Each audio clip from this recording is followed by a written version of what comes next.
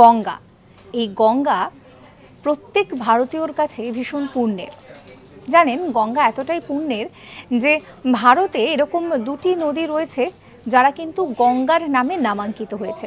যদিও তাদের নিজেদের আলাদা নাম রয়েছে, কিন্তু তা সত্ত্বেও তাদের অপর নাম গঙ্গার সঙ্গে রিলেটেড। যে নদী দুটোর কথা বলছি সেই নদী দুটো হচ্ছে গোদাবরী এবং কাবেরী। বৃদ্ধ গঙ্গা বলা হচ্ছে গোদাবরীকে, আর অর্ধগঙ্গা বলা হচ্ছে কাবেরীকে। মূলত এই গোদাবরী এবং কাবেরী দুই কিন্তু ভীষণভাবে পূর্ণ মনে করা হয়। আমরা দেখেছি যে ভারত কিন্তু নদীমাতৃক দেশ। ভারতে প্রচুর নদী রয়েছে, তার মধ্যে কিছু নদী নির্ভর করে বর্ষার জলের ওপরে, আবার কিছু নদী নির্ভর করে পুরোপুরি বরফের জলের ওপরে।